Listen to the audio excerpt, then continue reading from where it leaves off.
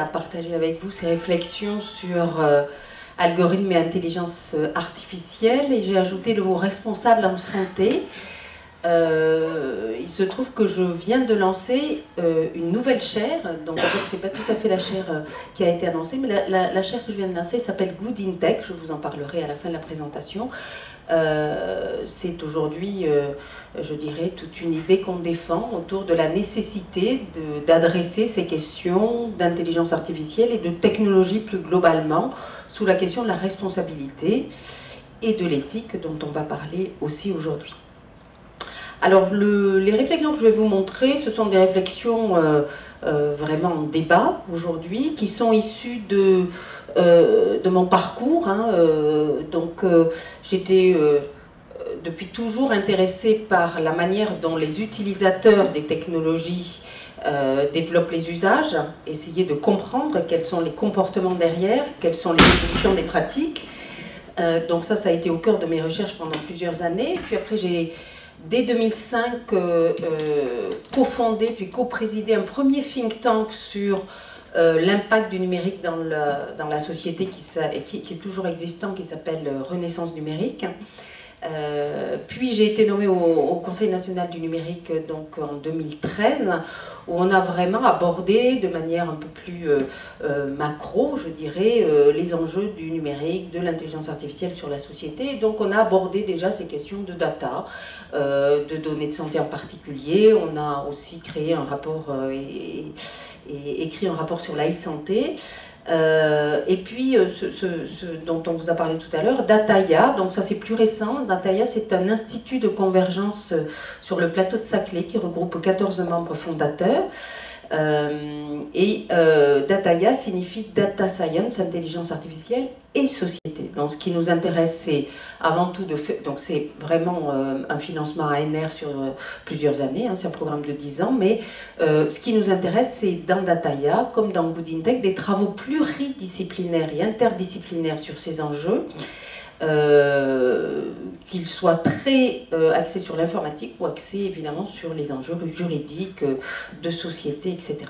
Voilà, donc c'est un petit peu tous ces... Et la CERNA, bien sûr, hein, donc la CERNA, Comité d'éthique de la recherche sur le numérique. Ça, la CERNA, c'est très particulier, c'est un groupe qui a été créé il y a quelques années, essentiellement académique, là aussi, et c'est un regroupement de l'INRIA, CNRS, Institut Mintelecom, puis qui s'est élargi après, où très tôt, on a essayé d'adresser la question de l'éthique des technologies, en se disant, mais dans quel monde on va ? Toutes ces données, tous ces traitements de données, en particulier dans la santé, mais dans d'autres domaines, eh bien, est-ce qu'elles posent des questions éthiques et des enjeux éthiques pour la société? Il faut adresser ces questions. Et la CERNA, ça a été une première réflexion déjà au niveau de la recherche, puisque tous ces programmes d'intelligence artificielle, ils sont d'abord élaborés par des chercheurs et trouvés par des chercheurs, et ensuite appliqués dans un certain nombre d'organisations. Voilà, donc c'est vraiment le fruit de ces réflexions, en tout cas, ce sont vraiment les sujets sur lesquels je travaille aujourd'hui. Alors la santé. La santé, on a l'impression que l'intelligence artificielle, ou on peut avoir l'impression que l'intelligence artificielle, le big data dont vous parliez tout à l'heure, ces données massives, c'est le monde du futur. Pas tout à fait, on est déjà dans cette médecine aujourd'hui, qu'on dit, alors excusez tous mes anglicismes, qu'on dit data-driven, c'est-à-dire vraiment grande utilisatrice de données. Et donc quelques exemples ici sont fournis sur ce slide. Il y a des données qui ont été évoquées tout à l'heure, dont on ne va pas principalement parler aujourd'hui, mais il faut quand même le signaler. Ce sont toutes les données, lorsqu'on est un patient, qui peuvent être issues d'objets connectés. Donc le domaine des objets connectés en santé est en train de se développer très fortement. Ça change la vie réelle des patients. Je prends par exemple le cas des diabétiques sur lesquels des diabétiques sur lesquels nous on a travaillé. Effectivement, il y a des pompes à insuline connectées, il y a un certain nombre de systèmes aujourd'hui qui transforment totalement la vie des patients diabétiques. On travaille avec une association à Toulouse qui travaille sur des adolescents diabétiques. Effectivement, bon, il y a des cas où ces technologies ont une valeur ajoutée absolument colossale. Mais vous voyez sur ce schéma-là que j'ai mis ici, connecté de la tête aux pieds, qu'en fait, il y a tout un tas de dispositifs aujourd'hui qui existent pour capter des données sur le corps de l'individu à des fins de santé. J'ai vu même des soutiens-gorge connectés dans le cadre de la prévention du cancer du sein. Donc ça peut aller effectivement assez loin.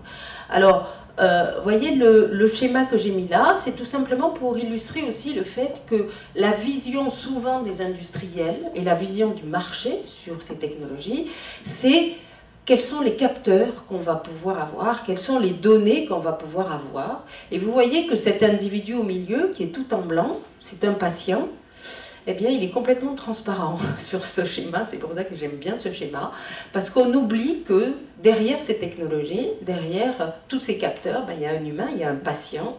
Et donc se pose tout de suite déjà avec ces objets connectés dans la santé, quelle est la place de l'humain ?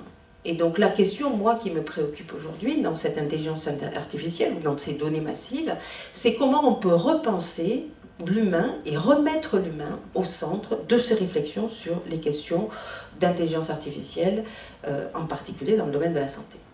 Alors, vous avez ces objets connectés que j'ai présentés là. Hein. En gros, vous avez une application, donc il y a vraiment cette utilisation dans de nombreuses applications de santé aujourd'hui du téléphone portable. Hein.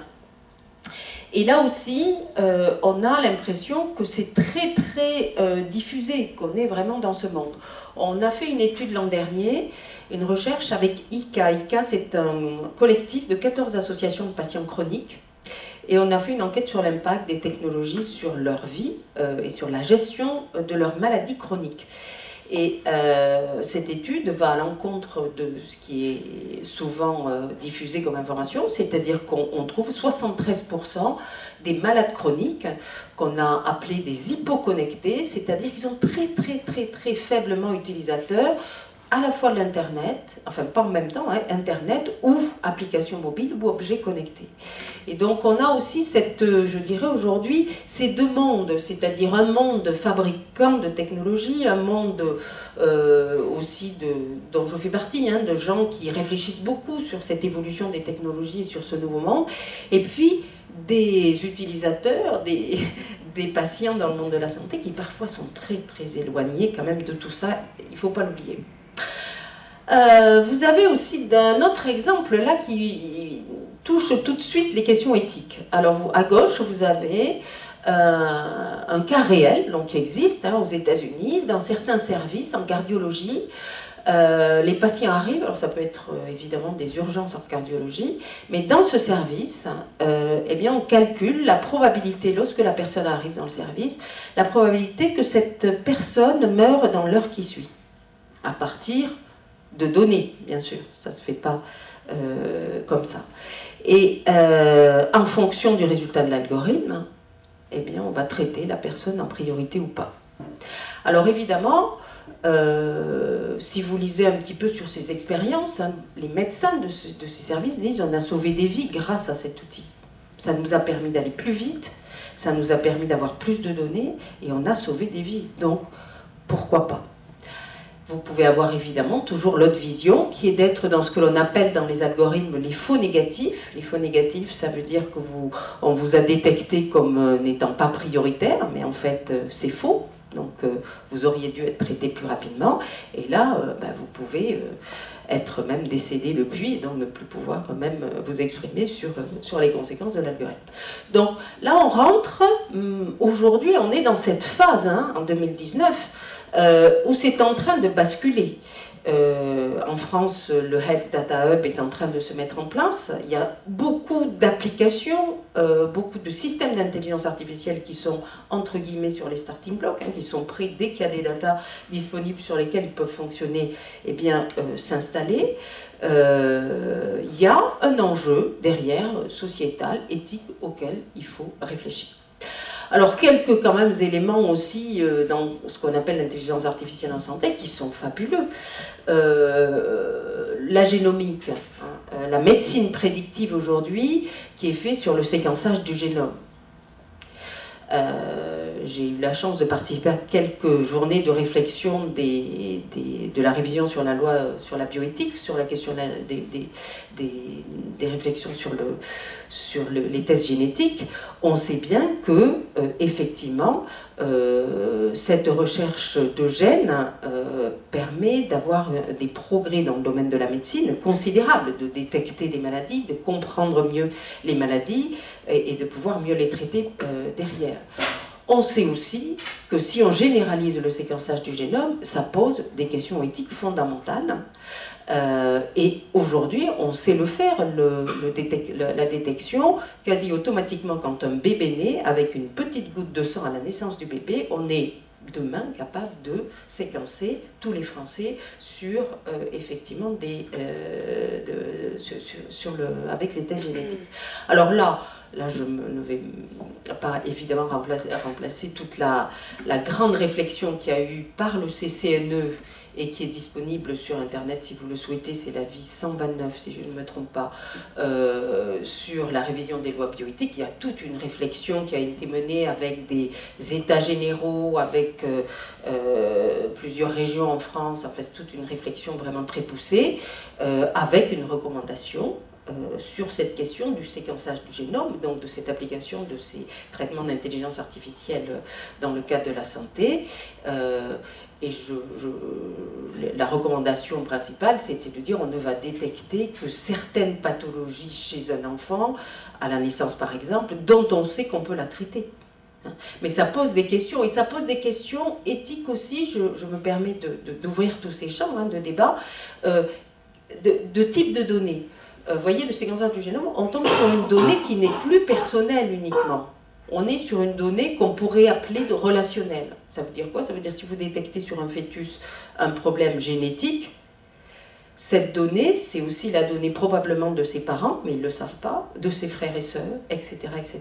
Donc on n'est plus dans la donnée uniquement ici personnelle, donc ça pose aussi des réflexions sur ces questions-là.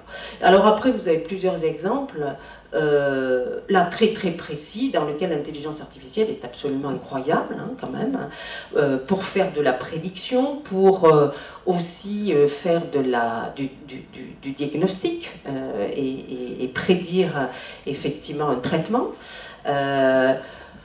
Je ne sais pas si vous connaissez cette entreprise, en fait, qui est une spin-off de l'école centrale, d'un professeur de centrale qui est très connu en intelligence artificielle, qui a mené beaucoup de travaux, Terra Panacea. C'est une entreprise qui, aujourd'hui, sur la base de ses recherches académiques, fait de l'intelligence artificielle en radiologie pour individualiser les radiologies, les traitements en radiologie dans le cadre des cancers. Vous savez que soit les individus reçoivent la même, entre guillemets, le même traitement radiologique, là il arrive, à partir de données massives, eh bien, à individualiser. Donc effectivement, c'est un plus pour effectivement les patients. Donc tout ça, ce sont des progrès fabuleux. Et puis n'oublions pas aussi l'intelligence artificielle en santé, ça touche aussi les questions de psychiatrie. Il y a aujourd'hui des prédictions en psychiatrie. Vous voyez, là, c'est sur les désordres vis-à-vis de l'alcool, du tabac, des addictions. On utilise aussi ces techniques pour faire un certain nombre de prédictions. Et puis, vous avez là-dedans des fourre-tout. Là, je vous montre des articles académiques qui sont publiés, c'est par des profs de médecine, mais vous avez des startups qui se lancent et qui font de la prédiction de la dépression. Voilà. À partir de votre voix. Donc là, on rentre dans des choses qui vont poser des problèmes et qui d'ailleurs posent des problématiques éthiques. On en connaît bien grandement les limites.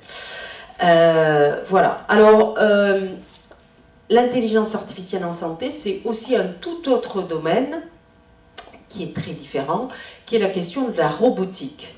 Et là, je m'attarde un tout petit peu sur la robotique, parce que la robotique, il y a eu un plan en France pour financer. On a des très bons acteurs dans le domaine de la robotique. Aldébaran, par exemple, était un acteur français qui a développé toute une activité sur la robotique. La question qui se pose sur l'intelligence artificielle, c'est la question du robot assistant empathique. Alors vous savez que ces robots répondent quelque part, hein, l'objectif c'est de répondre au problème sociétal que l'on a aujourd'hui, qui est de dire on vit de plus en plus vieux, c'est peut-être une bonne chose. Le problème, c'est qu'on est atteint aussi par un certain nombre de maladies, en particulier des maladies neurodégénératives, et que si on regarde les choses tout à fait en face, eh bien, il n'y a pas suffisamment d'endroits pour accueillir tous les gens qui risquent d'avoir des maladies neurodégénératives dans l'avenir. Et donc, et puis les personnes n'ont pas forcément envie d'aller dans ces endroits. Et donc l'une des solutions, en tout cas des alternatives, c'est de dire est-ce qu'il peut y avoir évidemment des personnes à domicile, mais aussi des robots accompagnants qui permettent donc d'accompagner ces personnes et de les aider à rester à domicile. Alors ces robots, vous voyez, ils sont un peu, je dirais, similaires à des humains, mais c'est pas du tout des humains. En revanche, ils sont basés sur des algorithmes, donc des traitements informatiques, qui vont apprendre tous les jours plus de la personne qui les accompagne. Et donc là, la question qui se pose de ces robots empathiques, c'est que, effectivement, un, est-ce qu'on veut aller vers ce monde-là? Et deux, jusqu'à quel point un robot, une machine, peut connaître encore plus la personne, et plus elle l'accompagne tous les jours, et plus elle connaît cette personne, d'autant plus que cette personne est souvent très fragile. Donc, est-ce qu'elle est consentante, pas consentante à l'usage des données? Là, on verra tous les enjeux juridiques, on pourra en parler tout à l'heure, mais c'est une question. Voilà. L'apprentissage de la machine par rapport à des personnes fragiles pose problème sur cette question. Alors, autre application aussi, hein, vous voyez, on n'est pas loin du tout de la réalité. Ce que l'on appelle les chatbots. Alors, les chatbots, ce sont des conversations hein, que l'on peut avoir via son téléphone à partir d'interfaces, mais au lieu de parler à un humain, en fait, c'est une machine qui vous répond. Alors, vous voyez, on se dit, bon, ça existe dans un certain nombre de services. Hein, si vous achetez sur certains sites web, j'en citerai pas les noms, mais ils ont des chatbots pour gérer le service client. Voilà, il vous répond si vous avez un problème particulier. Là, il s'agit de la santé. Alors, là non plus, on n'est pas dans le futur. Vous voyez qu'en Angleterre, depuis 2017, il y a un chatbot qui a été lancé par la NHS pour gérer les appels aux urgences. C'est-à-dire que, comme partout, voilà, il y a un vrai problème de nombre d'appels à gérer. Et donc, l'objectif, c'est de dire, est-ce qu'on ne serait pas meilleur si une partie de ces appels ne serait pas traitée automatiquement par des machines. Et de coup, ils ont testé ce chatbot pendant plusieurs années. Donc vous voyez que quelqu'un parle et puis elle raconte sa maladie et le chatbot va l'orienter vers tel ou traitement ou vers tel ou tel médecin. Donc là se pose, alors je termine peut-être par la droite, c'est-à-dire que bon, là la NHS, on peut se dire, c'est quand même un organisme national, on peut peut-être faire confiance à cet organisme. On sait très bien aussi qu'on est dans des sociétés qui font de moins en moins, attention quand même, et qui ont de moins en moins confiance aux institutions, il faut quand même l'avoir en tête. Mais si vous partez sur la droite, hein, vous avez le cas chinois. Donc le cas chinois, c'est Mélodie, hein, c'est une entreprise chinoise qui fait ça. Et donc, est-ce que si vous allez en Chine, vous avez envie que, ou même les Chinois, est-ce qu'ils ont, alors eux se posent moins la question, mais on peut se poser la question en termes de, quand même, de société, d'envoyer comme ça toutes nos données médicales déclarées là dans ce cas, à une société privée qui va développer ce chatbot médical. Voilà. Donc se pose la question ici des données, du traitement des données, de où est-ce que vont les données, qui va garder les données. Et puis se pose aussi la question dans c'est une machine qui vous répond, de quelle confiance l'humain va avoir dans la machine. Peut-être que ça va être beaucoup plus efficace dans certains cas. Et c'est quand même l'objectif, hein, il ne faut pas décrier ces machines. Elles ont quand même un vrai intérêt. Mais est-ce qu'on a envie qu'une machine nous réponde lorsqu'on se sent très mal physiquement, lorsqu'on a un problème physique? Donc jusqu'où on peut aller dans le développement de ces chatbots dans le domaine médical. Et donc là aussi, quelle place pour l'humain? Et enfin, les effets de manipulation. On sait que ces chatbots, comme tout programme d'intelligence artificielle, j'y reviendrai tout à l'heure, mais fait des erreurs, il y a un taux d'erreur, et on ne connaît pas, lorsqu'on répond à ce chatbot, ou lorsque le chatbot nous oriente, on ne connaît pas le taux d'erreur de la machine. Alors vous pouvez me dire, l'humain a un taux d'erreur aussi, et c'est très clair, et c'est tout le débat aujourd'hui. Vous avez des publications qui disent mais la machine va être plus performante que le médecin, et puis un débat inverse. Voilà, on est dans ce moment. Alors, cette question il faut s'attaquer aux enjeux éthiques, aux enjeux de responsabilité, parce que l'intelligence artificielle se développe partout, en santé, mais plus largement. C'est devenu un enjeu. Et c'est devenu un enjeu politique, c'est devenu un enjeu pour les États, pour l'Europe et bien sûr pour la recherche, dont je fais partie. Alors, ce qui est très intéressant, c'est que les premiers travaux sur ces questions d'impact sociétal, de ces traitements de big data, sur ces systèmes algorithmiques, sur l'impact aussi sur les libertés des individus, les droits civils, il y avait eu des écrits de chercheurs avant, mais il y a eu 2 rapports marquants. Ça a été 2 rapports là, qui sont en haut à gauche, qui avaient été commandés par le bureau d'Obama à l'époque, autour de vraiment, plus largement que la santé, l'impact de ces systèmes sur la société, sur les citoyens. Et donc la conclusion, donc ça c'était 2016, la conclusion de ces rapports, c'est qu'il faut faire très attention au développement, en tout cas y réfléchir au développement de l'intelligence artificielle, de tous ces systèmes algorithmiques et de leurs impacts. Alors, moi j'ai été au Conseil national du numérique entre 2013 et 2016, et à l'époque, donc, on avait commencé aussi à réfléchir à ces questions. Si ça vous intéresse, on avait produit un rapport, à l'époque, c'était pour le Premier ministre, Manuel Valls, qui s'appelait « Ambition numérique ». Et donc, dans ce rapport, c'était vraiment déjà des réflexions sur la question, évidemment, des données, sur la question de l'impact des données sur la société et sur le citoyen, et donc la nécessité d'aller jusqu'à légiférer sur ces questions-là et réguler. Et donc on avait, mais comme beaucoup d'autres personnes et beaucoup d'autres organisations, contribué à la loi pour une république numérique qui a été donc officialisée en fin 2016. Et cette loi, elle comporte plusieurs articles, mais dont 2 qui nous intéressent aujourd'hui, dans le cadre de cette discussion aujourd'hui. Le premier, c'est l'article 4 sur la neutralité des plateformes, c'est-à-dire là je sors de la santé, mais ça s'applique à la santé, c'est-à-dire toutes les plateformes de données qui se créent doivent être neutres. Alors on avait aussi écrit un rapport qui s'appelle « Neutralité des plateformes », et la neutralité, c'est la question de la loyauté de la plateforme. C'est-à-dire que s'il y a une plateforme de données quelque part, si les données sont utilisées, eh bien, on doit être loyal, c'est-à-dire dire ce qu'on fait avec ces données, et ne pas faire autre chose. Alors un exemple qu'on connaît qui est flagrant, c'est un moteur de recherche bien connu qui s'appelle Google, qui vous dit oui c'est un moteur de recherche avec un accès à un niveau de connaissance incroyable avec Google, mais en même temps c'est aussi un modèle qu'on appelle BIFAS de captation massive de données. Et ça, on le sait maintenant, mais tout le monde ne le sait pas forcément. Donc voilà, la loyauté, c'est de dire voilà tout ce que je fais avec vos données. Et l'article, autre article de cette loi pour une république numérique qui commence à aller un peu plus loin, c'est l'article 39 sur la transparence des algorithmes publics. Et donc ça, c'est vraiment pas neutre. Et un exemple qui a suivi, excusez-moi, je sors de la santé, mais vous allez voir que c'est tout à fait lié.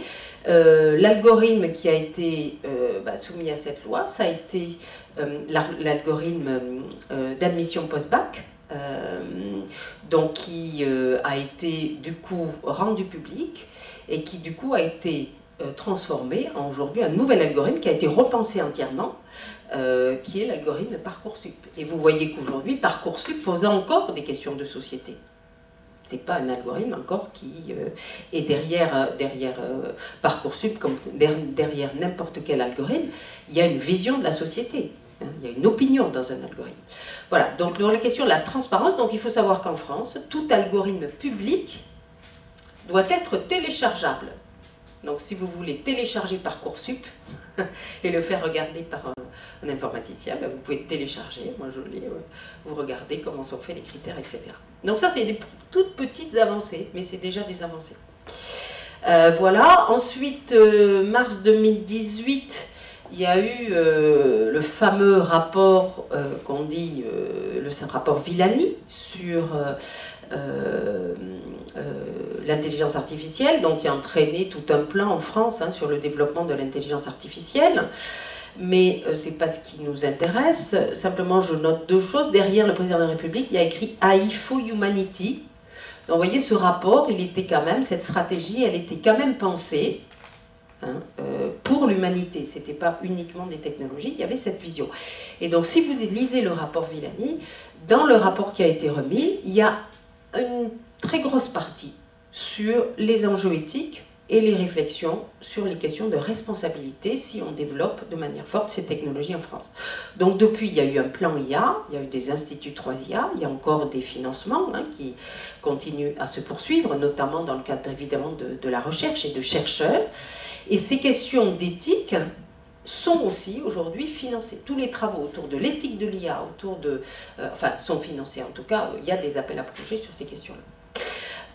Voilà, et puis je passe plus rapidement parce que le reste vous connaissez, donc c'est vraiment ce qui a aussi beaucoup changé cette vision des technologies, c'est le GDPR, donc le règlement européen, en mai 2018, qui est maintenant appliqué, qui est vraiment un règlement qui défend l'individu sur la question de la protection des données, qui va dans le bon sens, et ce règlement, il faut avoir en tête que tout le monde, en tout cas aux États-Unis, dans la Silicon Valley, voire en Chine, tout le monde en rigolait un peu en disant ils se sont mis eux-mêmes des contraintes, les Européens, avec ce règlement. Eh bien, ça a fait bouger, c'est en train quand même de faire bouger, y compris les plus grosses sociétés qui intègrent parfois certaines réflexions du règlement européen. Et plus récemment, alors si ça vous intéresse, il y a un groupe d'éthique qui a été créé au niveau de la Commission européenne, donc c'est Antoinette Rouvroy, etc., pour ceux qui connaissent, donc qui a créé, mais c'est plus au niveau philosophique, qui a créé un rapport en 2018 sur l'éthique des technologies, et plus récemment, donc fin 2018, début 2019, donc, suite à la création au niveau de la Commission européenne d'un high-level group sur l'intelligence artificielle, qui regroupe, je crois, 52 experts de différents pays, de différentes aussi origines, eh bien, il y a eu des guidelines sur l'éthique, et vous voyez que c'est vraiment pour avoir une intelligence artificielle ce qu'ils appellent trustworthy, c'est-à-dire que vraiment une intelligence artificielle dans laquelle on peut avoir une certaine confiance. Donc pour l'instant, on en est là sur cette réflexion européenne, mais c'est en train évidemment de se poursuivre.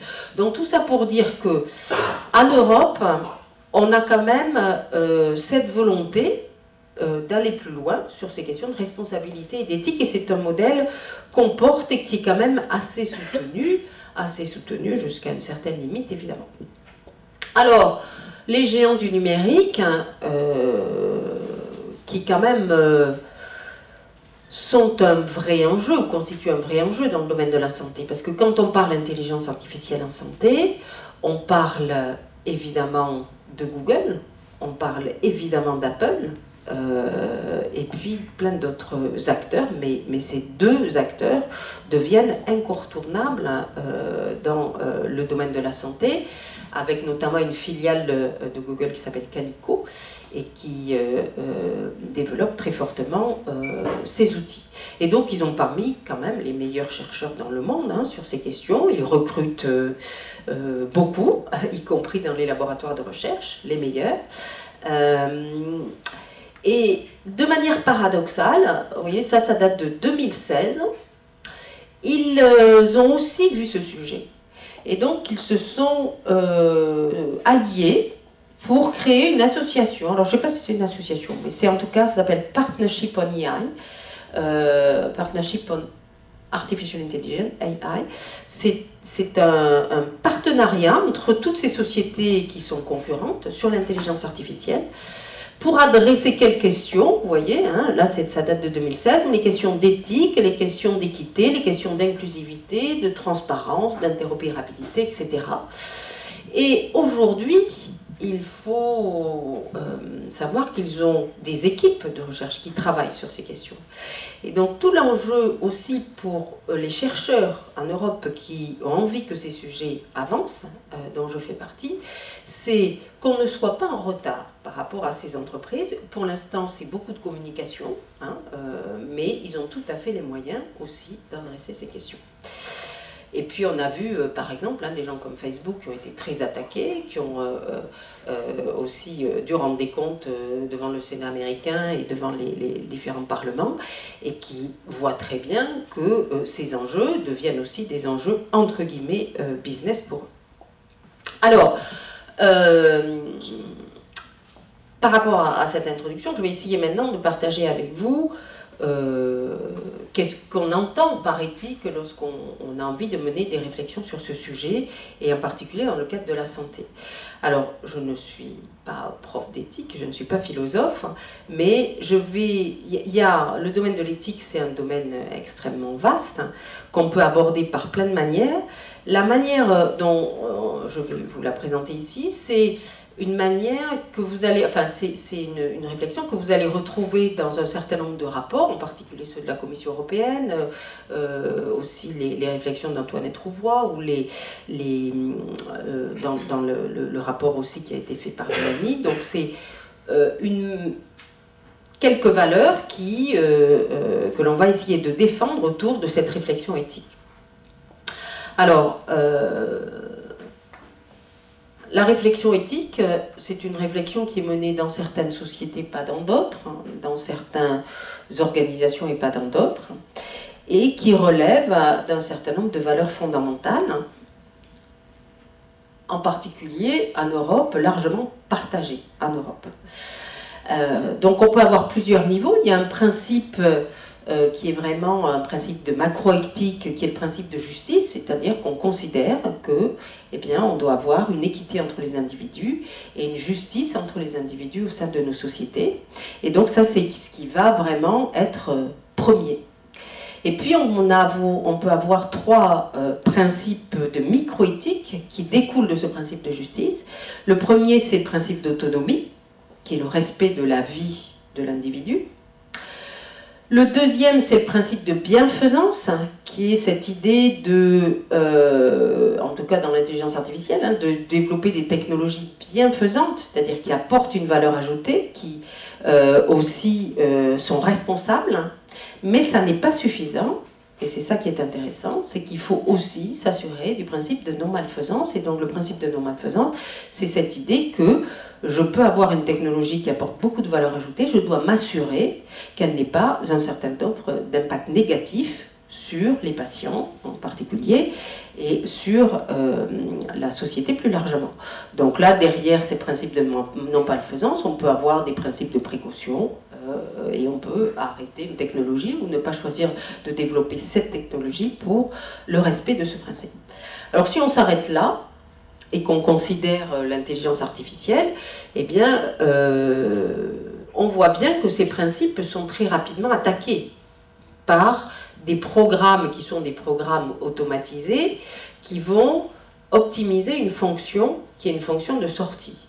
Si vous regardez le principe de justice, aujourd'hui, rien que le fait que le développement de l'intelligence artificielle se fasse en santé, on va voir évidemment une santé à deux vitesses. Hein. On va avoir des hôpitaux, ou certains endroits où on va avoir des hôpitaux extrêmement équipés, avec beaucoup de données, avec des traitements très sophistiqués, probablement plus dans les grandes villes que dans des zones de campagne. Et donc, est-ce que les gens vont être traités de la même manière sur tout le territoire français? Probablement pas.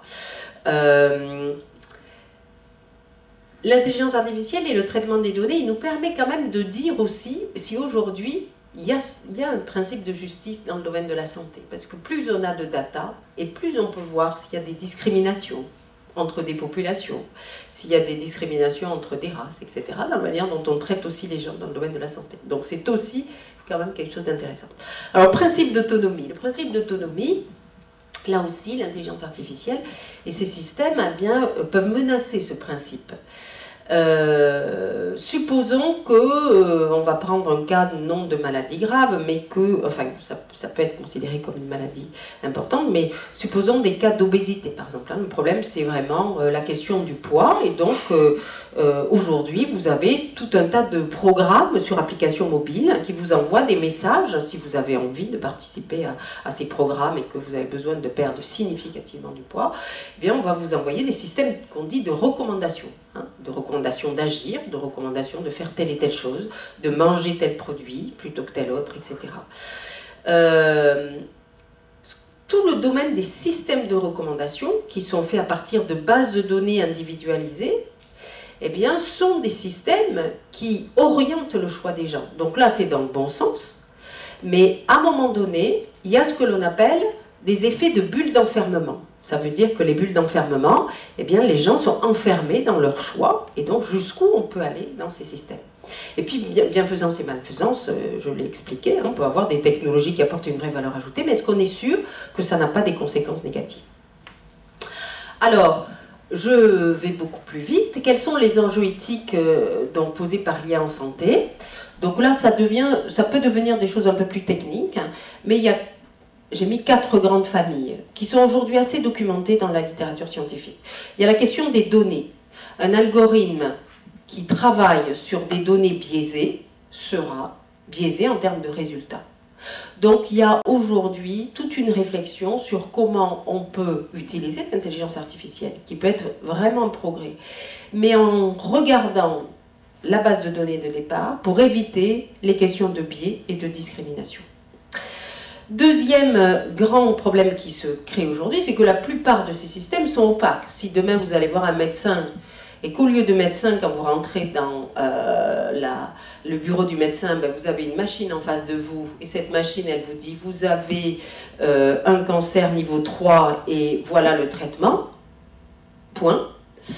Vous ne savez absolument pas comment marche ce système, c'est totalement opaque et puis vous avez une information quand même assez douloureuse qui est donnée par une machine. Et donc aujourd'hui se pose vraiment la question de la généralisation de ces systèmes s'ils restent totalement opaques. Donc comment on fait pour rendre des algorithmes prédictifs? Là dans le domaine de la santé c'est prédictif de maladie. Comment on explique à un patient comment fonctionne l'algorithme? Comment on explique à un patient que l'algorithme, bah, il a des taux d'erreur, dont je parlais tout à l'heure, les faux positifs, les faux négatifs, etc. Et comment on rend ces systèmes plus explicables? C'est tout un enjeu aujourd'hui. Troisième enjeu, c'est la robustesse et la fiabilité. Donc là, il y a beaucoup de séminaires de recherche autour de ces questions. Comment on peut rendre ces systèmes plus robustes, plus fiables, s'ils se généralisent dans le domaine de la santé? Et enfin, quatrième élément non neutre, c'est les décisions que l'on prend à partir de ces algorithmes en santé par rapport aux jugements de valeur qui sont intégrés dans le programme. Dans tout programme informatique, et en particulier dans l'intelligence artificielle, il y a une vision du monde. Il y a une vision du monde qui va être traduite dans le programme avec une vision, en particulier du data scientist qui a écrit le programme. Et donc, on doit aussi documenter et rendre plus transparent eh bien, toutes les opinions de valeur, les opinions et les jugements de valeur qui sont dans ces algorithmes. Il peut y avoir de la discrimination, il peut y avoir des choix qui sont faits derrière. Voilà, donc je passe beaucoup plus rapidement. Donc si vous êtes intéressé, vous pouvez aller voir les travaux de la CERNA. Donc vous avez le site à gauche. On a fait beaucoup de travaux sur vraiment comment on peut rendre ces systèmes plus éthiques, donc sur la robotique, sur le machine learning. On travaille aujourd'hui par exemple sur l'anonymat, hein, qui est une vraie question. Et je vais juste vous citer quelques recommandations d'un rapport de la CERNA, par exemple, sur les systèmes d'apprentissage. Donc, qu'est-ce qu'on a dit dans ce rapport? On a dit d'abord, il y a une question pour rendre ces technologies plus responsables et éthiques très importante, qui est la question des data. Là, je l'ai dit tout à l'heure, il y a un certain nombre de vérifications à faire sur les données, pour que ces données soient un miroir de la diversité, de qualité, etc. Il y a la question de l'autonomie de ces systèmes, qui pose question. Il y a la question que je viens de traiter aussi de l'explicabilité de l'algorithme, des décisions prises par la machine, et puis je me permets juste de dire qu'il y a aussi la question du consentement. Et j'en ai parlé un tout petit peu sur la robotique empathique aujourd'hui, tout à l'heure. Les machines apprenantes, elles en savent de plus en plus sur l'individu tous les jours. Le RGPD fait que la loi fait qu'on donne son consentement au traitement des données. Mais on ne donne pas notre consentement, c'est très précis, à l'apprentissage progressif. Voilà. Et ça, ça pose un problème, jusqu'où la machine peut aller. Si ça vous intéresse aussi, on a remis avec le CCNE-CERNA un rapport numérique et santé, donc qui remet en avant cette question du consentement, qui remet en avant, c'est tout un enjeu, on pourra en débattre tout à l'heure, sur l'anonymisation. On sait bien que l'anonymisation n'est quasiment pas possible aujourd'hui, et donc on a plutôt des traitements pseudo-anonymisés, et que plus les techniques d'anonymisation se développent, plus les techniques de désanonymisation se développent. Et donc il faut être très très vigilant sur les questions d'anonymisation. Et puis juste un point que je mentionne ici, ce qu'on a mis dans ce rapport, c'est que si dans le domaine de la santé, il faudra toujours une garantie humaine. Et ce qui est en train de sortir dans la plupart des réflexions aujourd'hui, c'est cette idée d'avoir des systèmes hybrides où on a à la fois une aide par la machine pour une décision médicale, mais toujours une garantie humaine. Si une machine vous dit quelque chose, et vous diagnostique une maladie, ben, vous avez votre droit, alors ça paraît bizarre de dire ça aujourd'hui, mais d'avoir un vrai médecin, en chair et en os, qui va vous faire un deuxième diagnostic. Ça s'appelle la garantie humaine. Voilà, donc je passe plus vite, hein, mais c'est cette idée que j'ai dit tout à l'heure, les algorithmes prédictifs en santé. Si vous prenez une femme qui a un cancer du sein, vous savez qu'il y a des femmes aujourd'hui qui sont détectées avec un cancer du sein et qui n'ont pas finalement de cancer du sein et qui se font quand même opérer. Donc cette question des faux positifs, des faux négatifs, elle a des conséquences sur un certain nombre de patients qu'il faut savoir communiquer aux patients, et c'est tout un domaine. Alors voilà, on va aller vers ce monde-là, c'est-à-dire ce monde d'un patient qui devient data et qui va être obsédé par ces datas. Avec le séquençage du génome, on va vous dire vous avez 30% de probabilité d'avoir un Parkinson, 10% d'avoir un Alzheimer, 40% d'avoir tel cancer, etc., du diabète. Et donc, se pose la question de l'autonomie, se pose la question de qu'est-ce qu'on devient, hein, et puis des conséquences sur la vie des individus et la pression qu'ils peuvent avoir, sans imaginer, mais ça encore on est très protégé en France, et j'espère qu'on le sera longtemps, si des assureurs tombent sur ces données. Donc les technologies éthiques, vous avez un rapport du Conseil de l'Ordre qui va dans le même sens, hein, qui dit nous médecins, eh bien, on veut bien aller vers cette médecine personnalisée qui nous aide avec des technologies, mais il faut absolument qu'elle soit éthique by design. Voilà. La recommandation de la CNIL va dans le même sens. Alors, je vais très vite sur tout ça pour vous donner deux pistes, parce que ça fait quand même plusieurs années qu'il y a des réflexions sur ce sujet. Je vous invite à aller voir la déclaration de Montréal pour l'IA responsable, qui a été lancée le 4 décembre 2018, et j'étais à Montréal ce jour-là. Voilà, c'est cette idée ils ont fait pendant un an des débats grand public avec les citoyens pour essayer de penser ce monde des technologies du futur. Et donc ils ont sorti cette déclaration, qui est une déclaration vraiment internationale, portée par Joshua Bengio et par Marc-Antoine Tillac, donc un philosophe, et Joshua Bengio a été le directeur de thèse de beaucoup de grands informaticiens qui ont aujourd'hui des grands postes dans les grandes sociétés américaines, là, mais qui est très très porté sur ces questions d'éthique. La Commission européenne, j'en ai parlé, et puis je termine juste par vous dire que voilà, on a lancé cette chaire Good in Tech, et que c'est pas du tout pour en faire la publicité, mais pour dire qu'on est vraiment sur ce sujet, de faire avancer cette question de l'innovation et de la technologie comme moteur d'un monde meilleur pour et par l'humain, que ce qui nous semble important, c'est qu'aujourd'hui, ces technologies constituent des progrès considérables, mais on sait qu'elles peuvent avoir des impacts négatifs et qu'il faut aller dans les deux sens, hein. Il faut travailler les impacts négatifs, mais aussi évidemment profiter du progrès de ces technologies. Donc c'est un partenariat, je passe très vite, entre Institut Mines-Télécom et Sciences Po, avec un certain nombre de partenaires industriels qui portent tous ces questions de responsabilité et qui ont envie de le travailler avec nous. Et je terminerai juste sur une idée supplémentaire qu'on a eue dans cette chaire. C'est-à-dire, vous avez un axe dans la chaire qui est de développer des technologies éthiques by design. Donc ça, c'est tout un courant que j'ai essayé de partager avec vous. C'est-à-dire, on va, dans le programme, avoir des garanties qu'il n'y ait pas de discrimination. On va avoir des systèmes plus transparents. On va éviter les biais, etc. dans le programme. C'est pour ça que ça s'appelle Good in Tech et pas Tech for Good. Ça, c'est un petit clin d'œil. Mais on a eu aussi une autre envie que je partage avec vous, et je termine par là, qui est de dire aujourd'hui la plupart des organisations, alors on s'adresse aussi aux entreprises, ont des RSE. Alors qu'est-ce que c'est la RSE? C'est responsabilité sociale des entreprises. Alors on peut en débattre, bien sûr, mais c'est déjà quand même un pas. Et cette RSE, paradoxalement aujourd'hui, a des indicateurs de qu'est-ce que c'est, hein, la responsabilité sociale des entreprises. Et les indicateurs sont principalement sur les questions environnementales, voire de travail à l'intérieur de l'entreprise. Alors que le numérique se développe partout et l'intelligence artificielle se développe dans tous les métiers et dans tous les secteurs économiques. Et donc l'idée aussi, c'est de travailler avec des acteurs pour imaginer une responsabilité sociale de l'entreprise qui intègre des indicateurs sur l'intelligence artificielle responsable et éthique. Voilà. Et donc c'est cette idée de travailler sur ces questions-là et de faire avancer au travers de travaux de recherche. On a un partenariat aussi avec le Canada, mais l'idée c'est de remettre de l'humain au centre de tout ça. Voilà, donc j'ai pris peut-être trop de temps. Merci de m'avoir écouté jusque-là.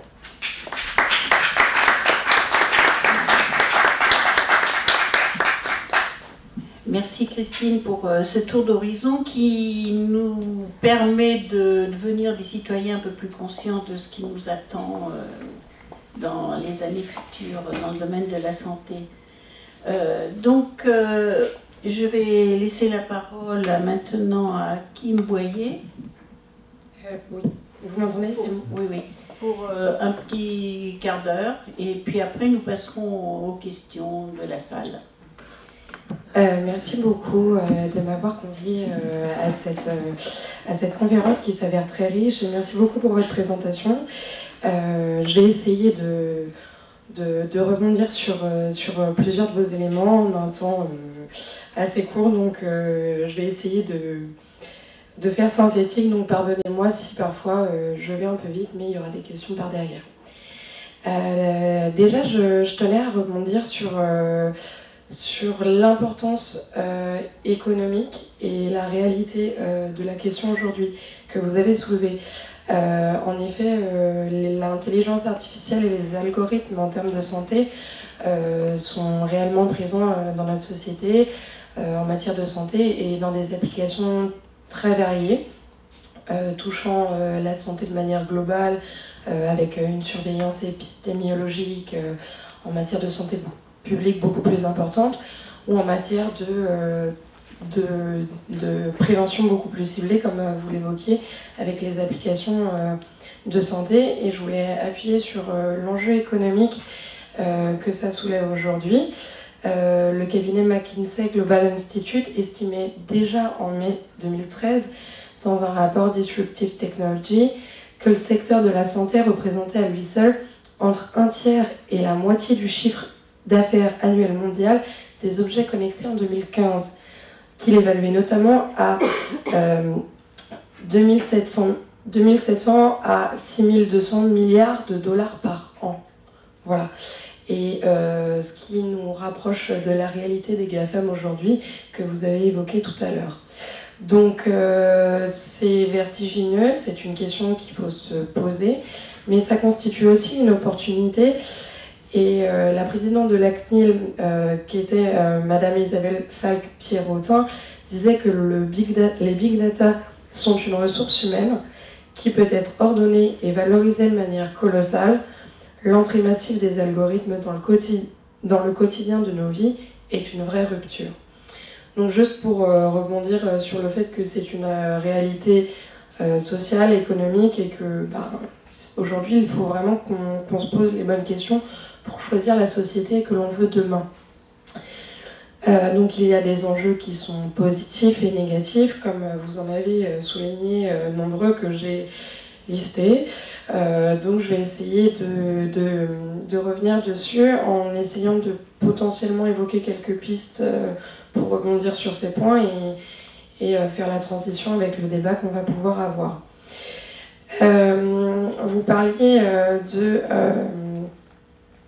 je reviendrai sur justement les objets connectés que vous avez et les applications qui nous entourent aujourd'hui. Alors ça peut constituer un véritable outil de prévention, comme on l'a vu par exemple sur le cancer du sein, mais aussi pour les diabétiques, pour aussi tout ce qui est troubles du comportement alimentaire aussi. Il faut savoir que c'est une opportunité aussi pour tout ce qui est mutuelle, assurance aussi, d'accompagner les patients et les assurés aujourd'hui. Donc le travail, c'est de faire aussi de la télésurveillance, et vous évoquiez justement ces gros hubs américains où il y a du traitement des données, et je reprendrai un exemple un peu plus ciblé qui est celui de l'Oxnard Hospital, qui offre en fait de la santé ciblée, qui récupère toutes les données en fait de ces patients, qui les traite à l'aide de gigantesques ordinateurs, qui traite les données et qui va aider le médecin en mettant en avant les données jugées dangereuses ou des données d'alerte pour prioriser les patients à voir en fonction de leur état de santé. Donc ça peut être un véritable atout, mais ça pose forcément la question des données de santé sur le consentement. Et donc à partir du moment où c'est fait auprès d'hôpitaux pour la santé publique, c'est une chose. Dans notre quotidien avec vos smartphones qui sont aujourd'hui de véritables petits ordinateurs, c'est autre chose. Du coup, j'avais préparé tout un point, mais je pense que je vais plutôt faire vos points d'alerte. Sur la radiologie et le traitement d'image, vous parliez de l'aide à la décision. Alors, en effet, il est important en fait, que les algorithmes soient transparents.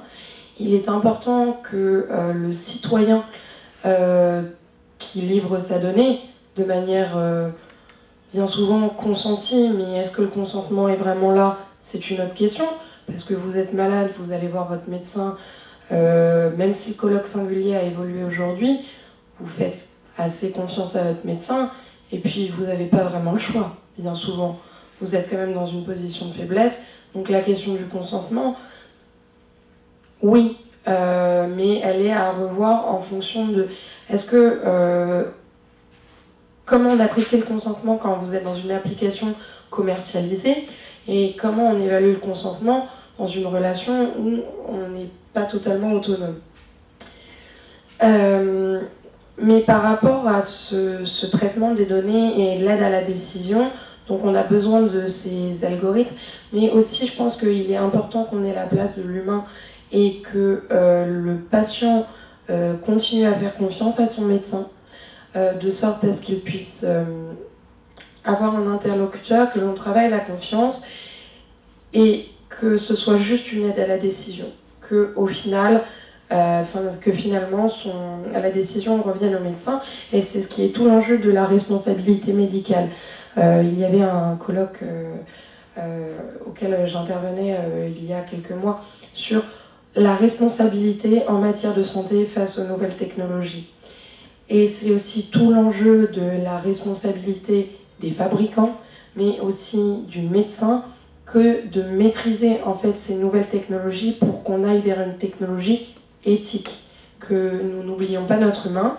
Je ferai juste un petit parallèle avec les décisions de justice, étant juriste de formation, donc voilà. On parle beaucoup aujourd'hui de l'IA, comme quoi on va avoir des jugements automatisés, décidés grâce à l'intelligence artificielle. Donc ça fait un petit peu peur. Je ne sais pas si certains regardent Black Mirror en série. Bon, on n'est pas très loin.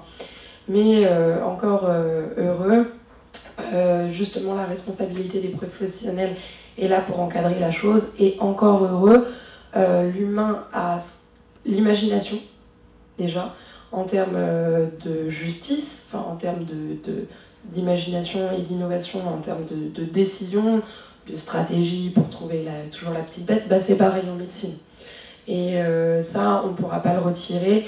Nous parlions il n'y a pas longtemps à la MGN dans une série d'auditions avec le docteur Alim Louis Benabil, qui disait oui, on a fait d'énormes progrès en IA et en algorithmes, etc. Mais pour l'instant, ce sont des mécanismes auto-apprenants. Et pour l'instant, il y a cette part d'imagination et d'humanité que conserve justement l'homme et qu'on ne peut pas imiter. Et c'est peut-être tant mieux. Donc, ce qui me permettait de rebondir sur la question de l'apprentissage en IA.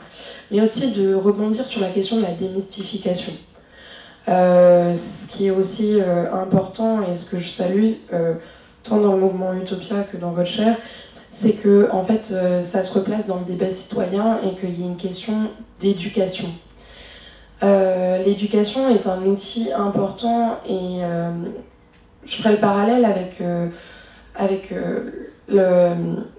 la place que prennent les philosophes et les professeurs d'éthique dans les laboratoires, que ce soit les laboratoires en ingénierie, en médecine, pour discuter de la science sans conscience n'est que ruine de l'âme. Justement, comment faisons-nous de l'innovation éthique?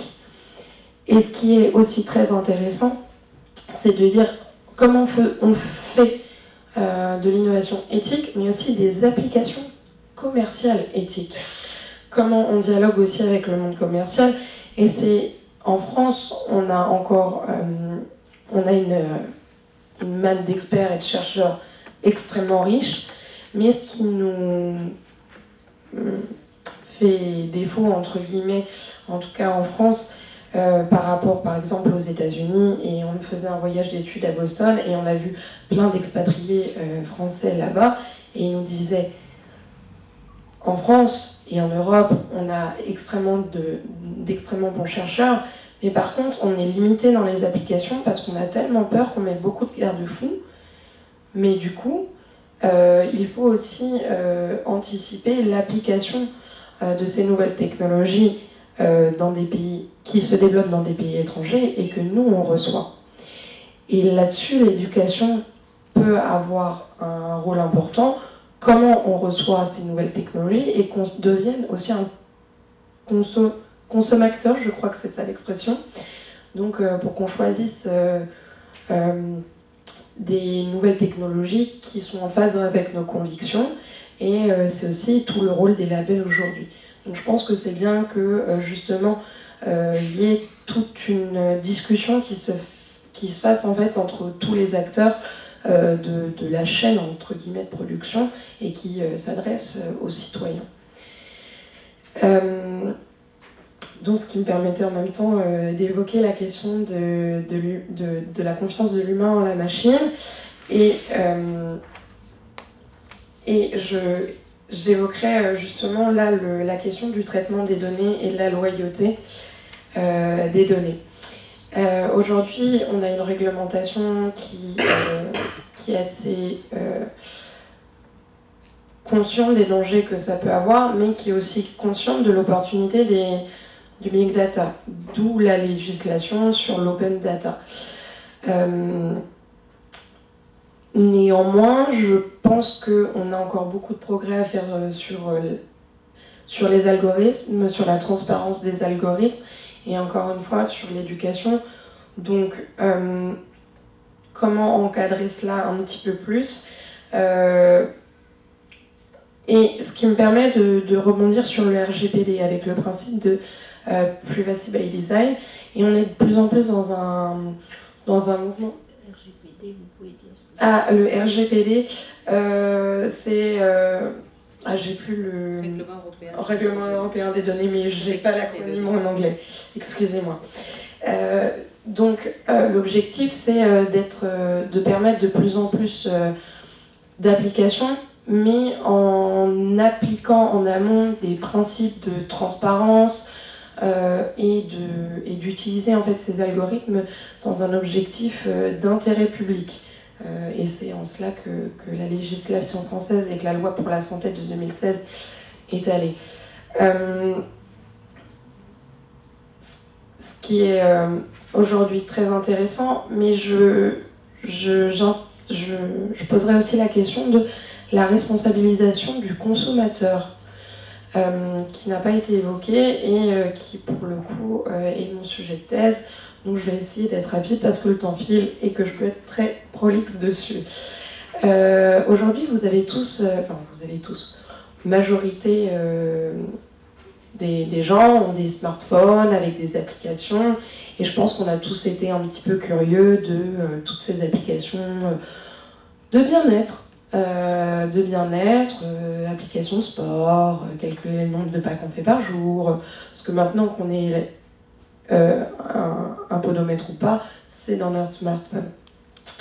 Mais tout ça, ça s'applique en santé maintenant, et donc il y a de plus en plus des mouvements de responsabilisation du patient, c'est-à-dire qu'il soit plus acteur de sa santé, mais du coup, est-ce qu'il ne peut pas y avoir une question de sa sanction s'il n'utilise pas assez bien son dispositif médical connecté?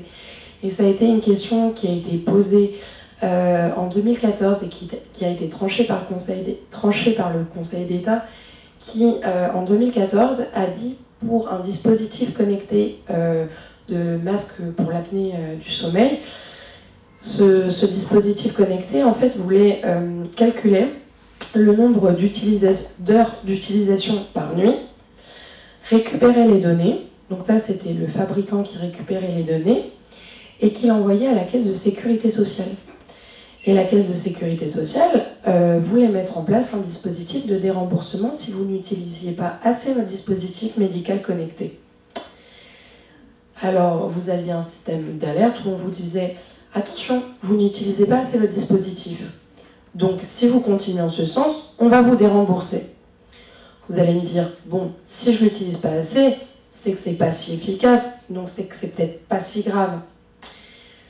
Oui, mais le problème, c'est que le médecin n'était pas mis dans la boucle avant d'informer le patient. Et c'était une information faite de manière séparée. Donc, ce qui pose la question du lien entre le médecin et l'assuré social, mais aussi du système de protection sociale, de savoir quelle protection sociale on veut demain et quel système de santé on veut demain. Parce que oui, alors ça nous apporte beaucoup de choses positives, mais est-ce qu'on ne va pas vers un système de surveillance demain et de tentation hygiéniste? C'est une grande question. Le Conseil d'État a tranché en disant « Ce n'était pas au ministre de trancher et d'adopter un tel arrêté qui relevait des principes fondamentaux de la sécurité sociale, et donc ça devait être traité au niveau législatif. » Et donc c'est aujourd'hui, c'est pour ça que je saisis l'occasion d'évoquer le sujet avec vous en tant que citoyen, membre de la société civile, de réfléchir à cette question qui, si un jour doit passer devant le Parlement, elle devra être tranchée par les citoyens. Donc, est-ce qu'on est prêt à dire non, on ne rembourse plus automatiquement dès que le risque est avéré et on décide de choisir quel risque on rembourse? Est-ce que les mutuelles vont faire ça demain? aujourd'hui on refuse le système de discrimination et on veut des algorithmes dans un intérêt public, mais est-ce qu'il ne peut pas y avoir des dérives demain?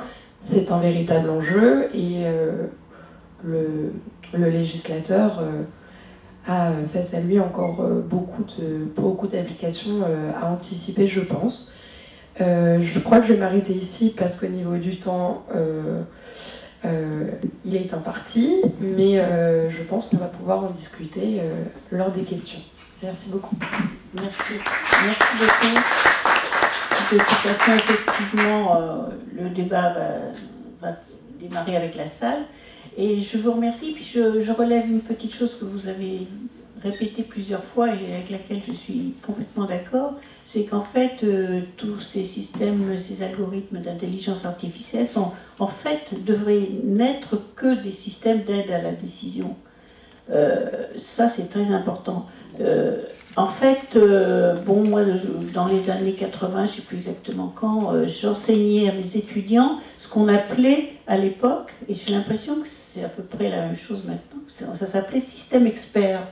Et en fait, c'était des systèmes, bien sûr, informatiques, les programmes informatiques qui, déjà à l'époque, étaient basés sur un apprentissage. Donc, bon, je ne vais pas rentrer dans plus de détails là-dessus et nous allons passer aux questions. Donc, on va faire deux séries de questions. Une première série, donc nos interlocutrices y répondront et puis après on recommencera une deuxième série.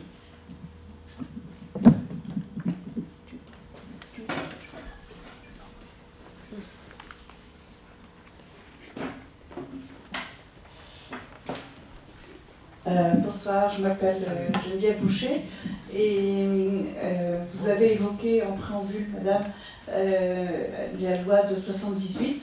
Moi j'étais la thésarde qui avait travaillé en 76 sur ce qui est devenu cette loi. Et après je suis devenue la dame qui, au sein de France Télécom, a jeté les bases de tout le numérique français.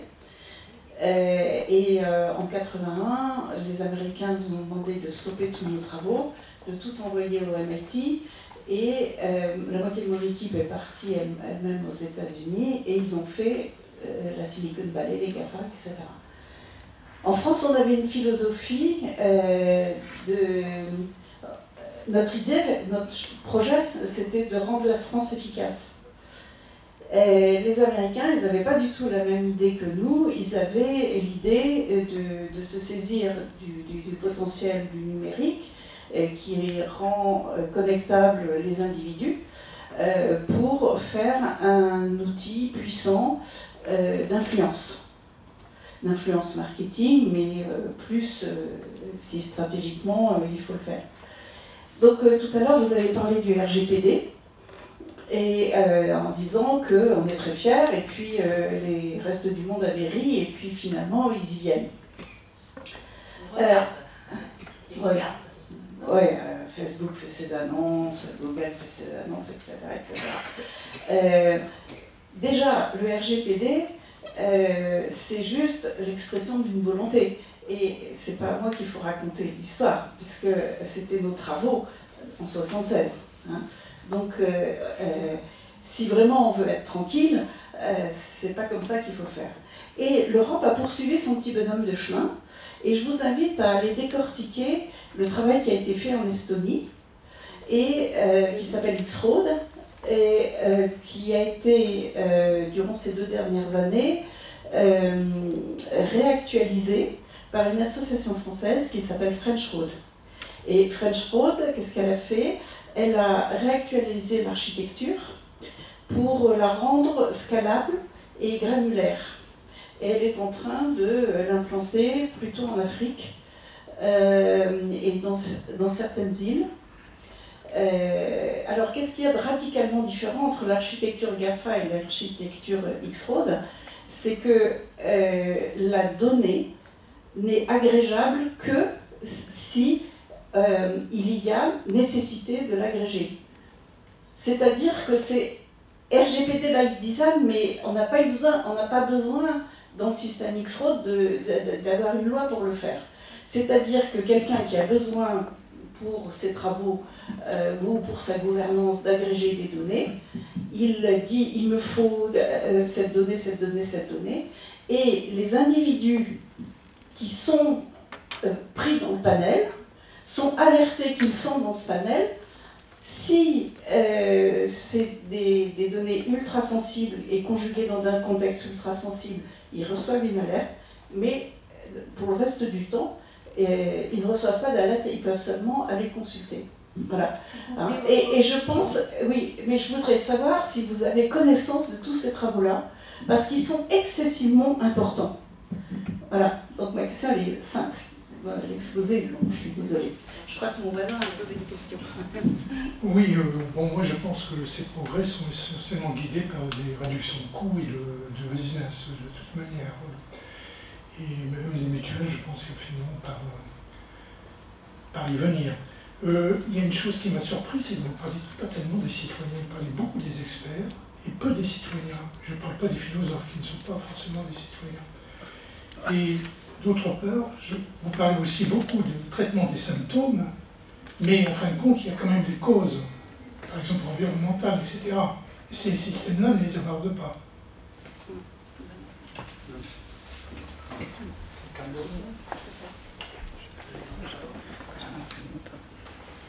Il y a des questions ?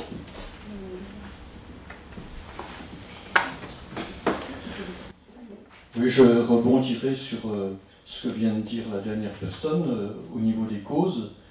J'ai remarqué que dans votre exposé, Madame Balaguer, vous avez utilisé des adjectifs du genre c'est fantastique, c'est incroyable, c'est fabuleux. J'avais l'impression d'entendre des mots d'une personne qui travaille dans la publicité, faire croire que c'est vraiment formidable. Or, toute cette industrie du numérique, elle n'est là que pour doper le monde industriel. Et le monde industriel est un monde, globalement, qui nous amène à la catastrophe, c'est-à-dire l'inverse de la santé. Vous avez parlé de collaboration avec les presses de Sciences Po. Aux presses de Sciences Po, vous avez un philosophe qui s'appelle Clive Hamilton, qui est australien, qui a publié plusieurs livres, dont Requiem pour l'espèce humaine. Et il dit que, au mieux, si tout se passe bien, après 2100, il restera probablement quelques centaines de millions de survivants sur Terre.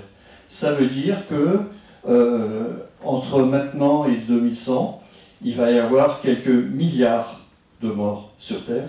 Et s'il y a des milliards de morts sur Terre, ça n'a rien à voir avec la santé. C'est au contraire la catastrophe, c'est au contraire l'effondrement, c'est au contraire multiplication de famines, multiplication d'épidémies, multiplication de guerres. Donc tout votre discours enthousiaste sur l'industrie numérique, sur l'intelligence artificielle, je pense que vous avez une vision qui est totalement erronée et c'est un danger pour la santé. On va vers un monde de plus en plus pollué. Vous n'avez pas dit, par exemple, tout ce qu'il y a de consommation électrique derrière la multiplication de l'industrie numérique. Donc, de plus en plus d'énergie, c'est de plus en plus de pollution. Vous n'avez pas parlé des énormes problèmes de métaux rares qui sont nécessaires pour toute cette industrie. Donc, à travers ça, il y a des épuisements de minerais, il y a des tensions sur les minerais, il y a déjà des tensions entre les États-Unis et la Chine. Donc, on va vers un monde de plus en plus dangereux pour la santé. Et donc, je pense que tout ce que vous avez dit, c'est de la publicité gratuite pour le bonheur des multinationales. Et j'en suis désolé, je trouve que c'est très grave. Je crois que Christine a compris. On vient de me faire une petite remarque. Aujourd'hui, on doit quitter la salle à moins le quart. Donc, il faut, dans vos interventions, poser des questions, mais des questions brèves, s'il vous plaît. Donc, est-ce que vous pourriez répondre l'une et l'autre, ou l'une ou l'autre, à ces trois questions qui ont été posées? Merci, je voudrais d'abord vous saluer pour tout ce que vous avez fait. Et sur la question des infrastructures, oui, je connais ces travaux. Et ça fait partie, de mon point de vue, enfin, c'est vraiment la question de Good in Tech, c'est-à-dire la technologie elle-même, pour moi, peut être une des solutions aux problèmes qui se posent. C'est-à-dire, on a mal pensé la technologie, et donc, évidemment, penser des infrastructures avec une protection des données, avec effectivement une vision de protection pour l'individu est quelque chose de très important. On parle beaucoup de blockchain, alors ça c'est un mot très à la mode, mais il faut aller bien au-delà de la blockchain, hein. Donc la question de l'infrastructure, elle est très intéressante. Après, il y a plusieurs niveaux, et ça je l'ai peut-être aussi pas dit tout à l'heure. Il y a un premier niveau qui est de dire... vous avez repris aussi les questions juridiques. De mon point de vue, la loi est une des solutions, mais est loin d'être la seule solution. C'est-à-dire qu'il y a beaucoup de gens qui pensent que par de la régulation, on va arriver à transformer cet univers, ou en tout cas le repenser.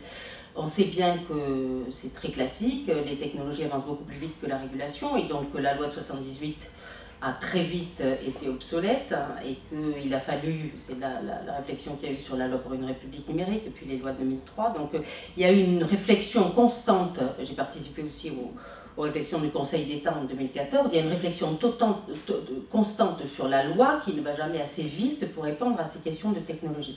Et donc se posent plutôt des questions d'éthique aussi, que des questions et culturelles, plutôt que des questions purement juridiques. Mais voilà, il faut aller dans le sens de ces travaux, et c'est ce qu'on essaie de faire avec Good in Tech. On essaie d'avoir un écosystème très international, donc on a déjà un partenariat avec le Canada, mais on va construire un écosystème avec un certain nombre d'initiatives, qu'elles soient citoyennes, qu'elles soient académiques, que ce soit des startups, etc., qui vont dans le même sens, parce que je pense qu'il faut qu'on réfléchisse collectivement à ces questions.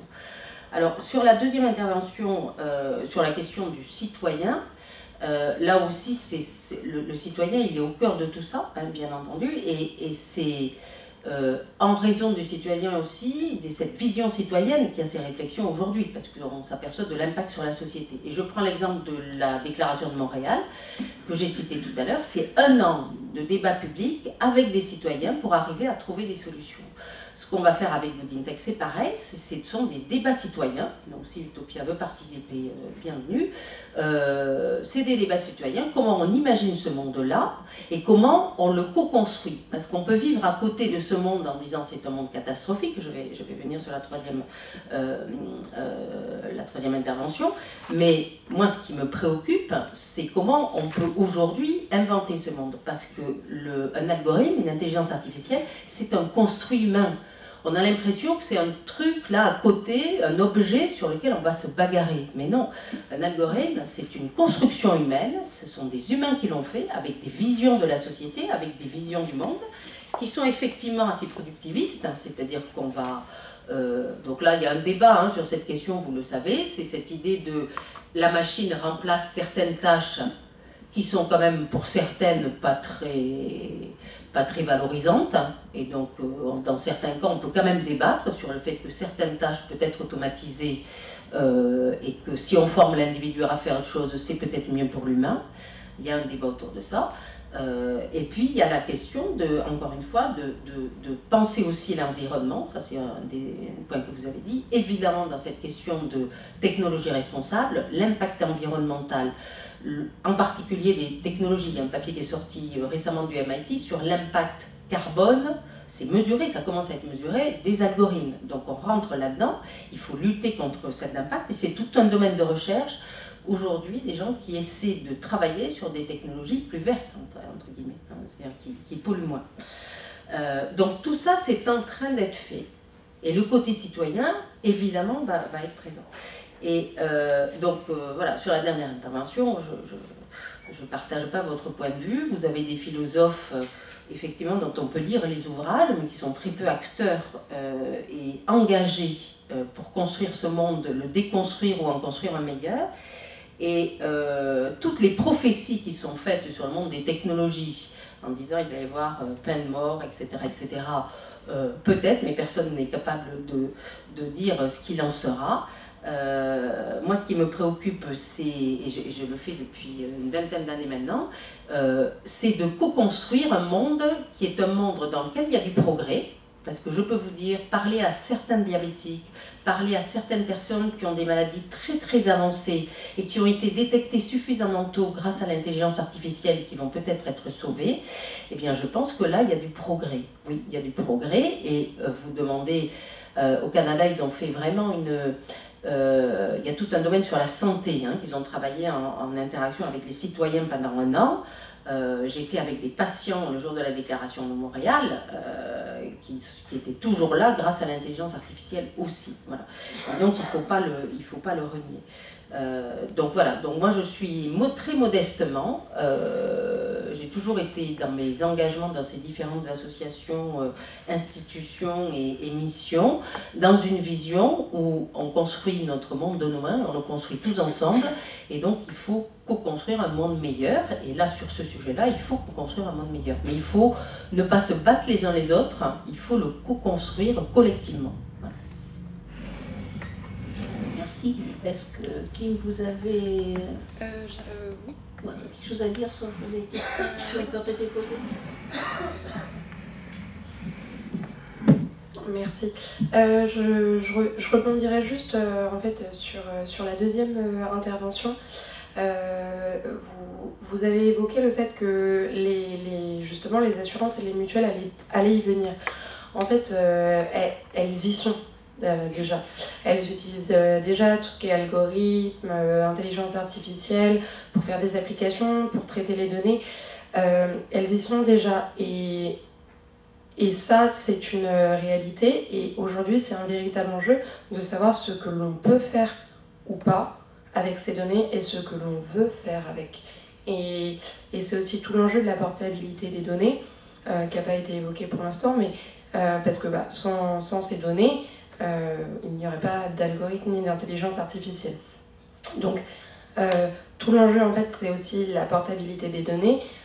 Aussi, l'enjeu économique, ça va être pour les mutuelles d'accompagner, je parle des mutuelles parce que l'enjeu n'est pas lucratif, j'insiste. L'enjeu, ça va être d'accompagner au mieux leurs adhérents pour faire des solutions de santé accompagnantes. Et là, je rejoins le fait que, alors certes, il y a des dangers, il faut en parler, mais il y a quand même de véritables progrès. Aujourd'hui, le nombre de personnes diabétiques qui ont acquis de l'autonomie dans la gestion de leur maladie, c'est quand même sacrément considérable. Et qu'il y a aussi des programmes d'éducation à la santé, c'est ce qu'on appelle le disease management. Et là, il y a tout un rôle à avoir sur, certes, utiliser des technologies nouvelles, mais aussi les accompagner leur mise en œuvre, accompagner la conduite du changement. Et ça, c'est véritablement important. Voilà. Merci.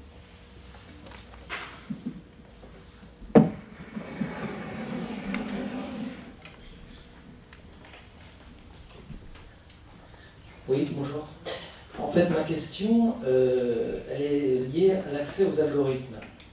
Puisque aujourd'hui, il y a déjà un premier point, c'est si les entreprises vous fournissent, quand vous demandez l'accès, des lignes de code, c'est-à-dire en fait ce qu'ils ont programmé, il n'y a que des informaticiens, et encore, qui arriveraient à comprendre ce qu'il y a dedans. Alors, en fait, il y a 2 points durs, 2 noyaux durs.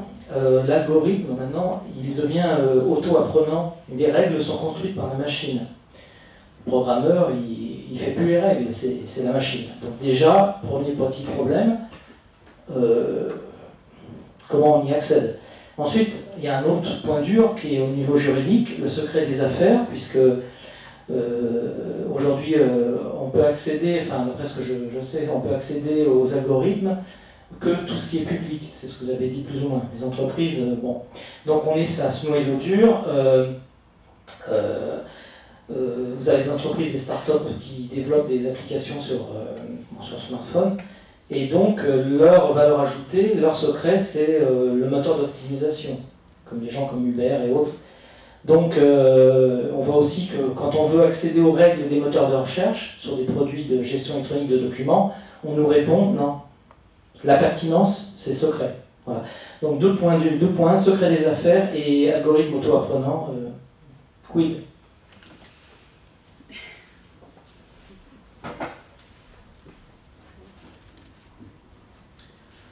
Ne pensez-vous pas qu'il y a un biais négatif à l'encontre de la technologie en général et qui en fait se retrouve à chaque innovation? On l'a vu à l'époque quand l'automobile est apparu, plus récemment, entre guillemets, quand les ascenseurs sont apparus de manière automatique. C'est-à-dire que l'humain a peur d'abdiquer un contrôle, alors qu'au final, aujourd'hui, on ne se pose pas la question de monter dans un ascenseur, on ne se dit pas que la technologie va faillir. Et ça nous incite en fait à ne pas se projeter, parce qu'au final, si on se projette dans 300 ans, dans 2000 ans, ça n'a aucun sens que l'humain soit toujours en contrôle de décision, même de santé, quand on aura des intelligences artificielles qui nous dépasseront largement. Comme l'a expliqué Elon Musk vis-à-vis de la voiture automobile, lorsque le système sera compétent, au final, il n'y aura pas de sens que l'humain soit toujours à conduire, puisqu'au final, il sera défaillant par rapport à une voiture autonome. Et au final, quand vous dites que le système est opaque, mais l'humain est opaque, puisque quand un médecin vous soumet un diagnostic, vous ne connaissez pas ses motivations. On le voit dans des scandales comme aux États-Unis liés aux drogues et comme en ce moment les opiacés. Les motivations qui viennent souvent des laboratoires qui donnent de l'argent, elles ne sont pas connues. Ce qui va rendre de la crédibilité à la décision, entre guillemets, ou plutôt au diagnostic, c'est la démonstration qui va être proposée. Et donc au final, tant qu'une intelligence artificielle fera la même chose, c'est-à-dire qu'elle montrera l'imagerie à partir de laquelle la conclusion a été tirée et qu'elle pointera la zone qui apparaît être néfaste, et donc après faire une démonstration, au final, l'individu n'a pas besoin d'accéder à un algorithme qu'il ne maîtrise pas. C'est important, des experts y ont accès, mais l'individu aura besoin d'avoir une démonstration. Donc ce qui est plus important pour nous, c'est qu'on retrouve une forme d'explicatif pour que ce ne soit pas simplement péremptoire. Voilà, vous avez un cancer. Et ce qu'on fait avec l'humain, et pour finir, en fait, le problème, c'est qu'on pose des problématiques à des innovations comme l'intelligence artificielle, qui en fait ne sont pas spécifiques à l'intelligence artificielle. C'est des problématiques qui existaient avant, mais par exemple, il n'y avait pas une hyper-fluidité, liquidité des données avant. Avant une radio physique, on se posait pas la question si elle allait être volée, utilisée à notre insu. Pourtant, c'était quand même de la donnée de santé. Aujourd'hui, la seule différence, c'est l'échelle. Il y a une hyper-liquidité de la donnée, et au final, ça nous inquiète. Mais c'est pas différent d'avant. Donc l'important, c'est pour nous, c'est d'avoir une éducation, je pense, au niveau de la technologie, pour finir. C'est aussi pas simplement d'avoir des lois et des codifications, mais c'est d'éduquer la population et surtout une éducation technique pour qu'on ne craigne plus la technologie d'un point de vue général. Une dernière question, mais bref, s'il vous plaît. Alors, moi je suis soignante, et contrairement à ce que disait Benoît, l'informatique est un vrai problème. Il y a une grosse société qui a été hackée cet été, il y a énormément de données de santé qui ont été hackées. Et comme d'accoutumé, on a tendance à trop réduire aux médecins. La première question que je voulais poser réellement, c'était la robotique et l'intelligence artificielle est en train de mettre à mal le rôle de l'aide-soignante et du contact humain et du toucher-peau qui est quand même essentiel dans la prise en charge d'un patient. Et je voulais savoir ce que vous en pensiez. Alors, c'est vraiment 3 questions très différentes. Alors sur l'accès aux algorithmes, on a parlé de transparence tout à l'heure, mais c'est plus du tout le mot maintenant. Pourquoi? Parce que pour les raisons que vous avez évoquées, c'est-à-dire transparence, ça va pour le public, mais dans le domaine public, dans le domaine privé, c'est du secret commercial, donc il n'y a aucun intérêt à avoir un algorithme, en tout cas à récupérer le code de l'algorithme, ce qui est vraiment le principe de la transparence. Donc, ce qui est intéressant, c'est aussi a été évoqué, donc il y a plusieurs termes autour de la question de l'explicabilité de l'algorithme, la question de la redevabilité de l'algorithme. Donc ça, ce sont vraiment les termes qui sont travaillés aujourd'hui. Et donc cette idée de comment je rends un algorithme compréhensible à celui qui subit l'algorithme, hein, ou qui est le résultat du traitement. Et donc comment je le rends plus explicable, plus redevable aussi au sens de la loi. Donc par exemple, je travaille avec un post-doctorant, mais il y a beaucoup de travail sur ça, sur la question de l'explicabilité de l'algorithme. Et vous voyez, moi je travaille avec des profils très particuliers. C'est un ingénieur de formation, mais qui a un master en philo à la Sorbonne. Voilà. Et c'est des doubles compétences comme ça qui permettent d'adresser ces questions. C'est-à-dire comment on peut... Et donc il fait une thèse sur l'explicabilité des algorithmes. Comment on peut, si on connaît très très bien la technique, parce que si on peut en parler, les algorithmes, il faut quand même savoir ce que c'est derrière en termes méthodologiques, mais il faut aussi adresser toutes les questions voilà, philosophiques derrière, et puis la question de cette explicabilité, qu'est-ce que ça veut dire? Il y a tout un débat aussi philosophique sur l'explicabilité des algorithmes. Donc on n'est pas du tout dans on récupère le code. On est plutôt dans l'explicabilité. L'explicabilité peut aller jusqu'à quel est le système socio-technique derrière l'algorithme. Qu'est-ce que c'est qu'un système socio-technique? C'est quelle est l'entreprise derrière, quelle est sur l'entreprise, au-delà de l'entreprise, qui détient cette entreprise, etc. pour comprendre quelle est la finalité aussi de l'algorithme.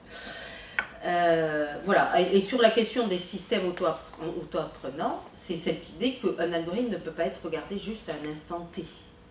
Voilà. Et donc toute la question, c'est comment on regarde de manière dynamique cette explicabilité. Alors sur les biais vis-à-vis des technologies, je crois que c'est même pas un biais en fait, hein, c'est organisé, c'est une peur organisée par les médias, beaucoup, parce que ça leur permet aussi de vendre sur ces questions-là des articles, organisée par un certain nombre de débatteurs hein, qui sont soit transhumanistes complètement d'un côté et qui se font payer pour avoir ce discours, et puis à l'extrême inverse complètement anti-technologie.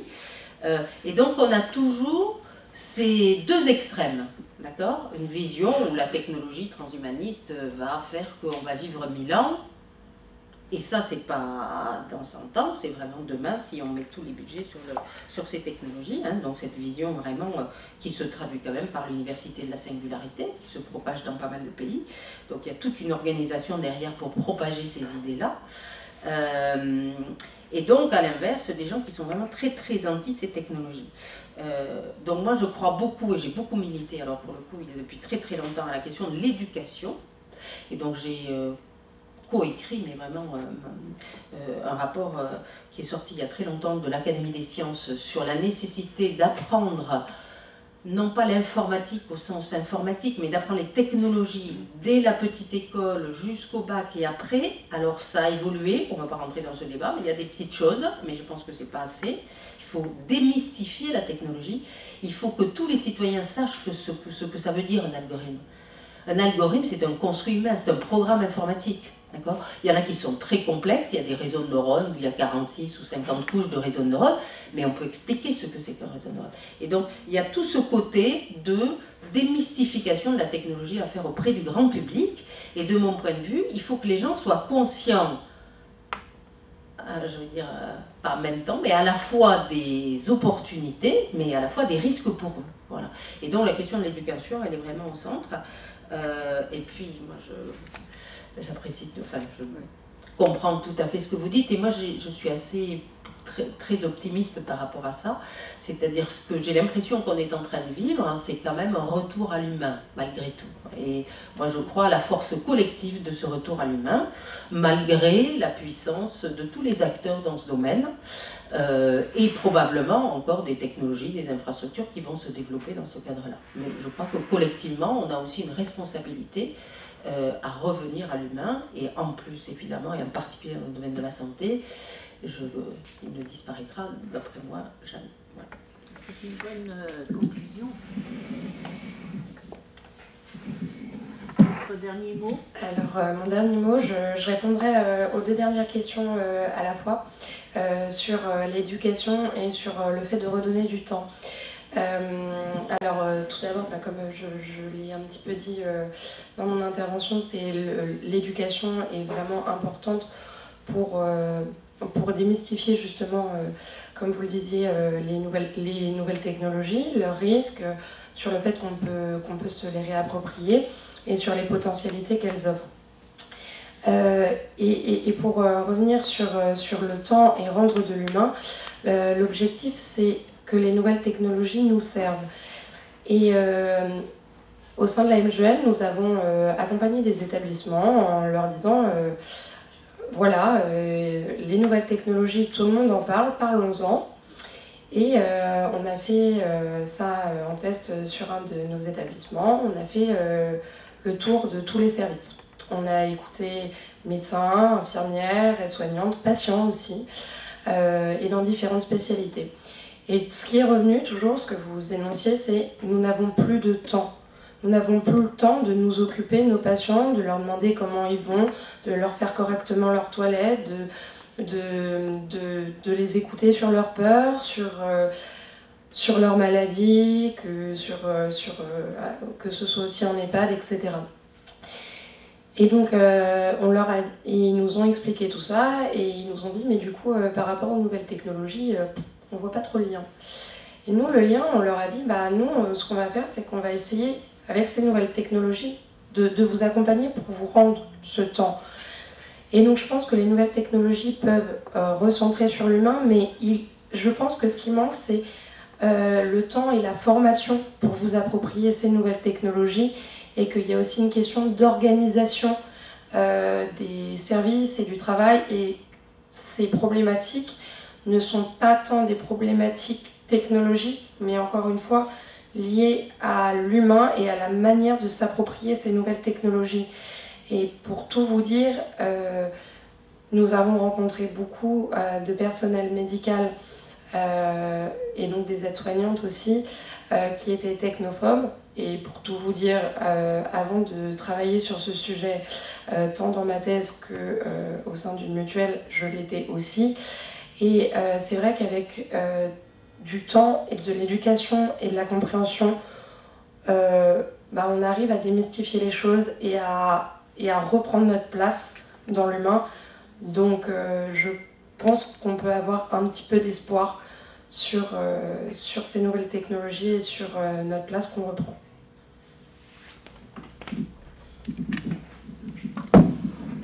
Merci à toutes les deux, et puis merci à vous toutes et tous.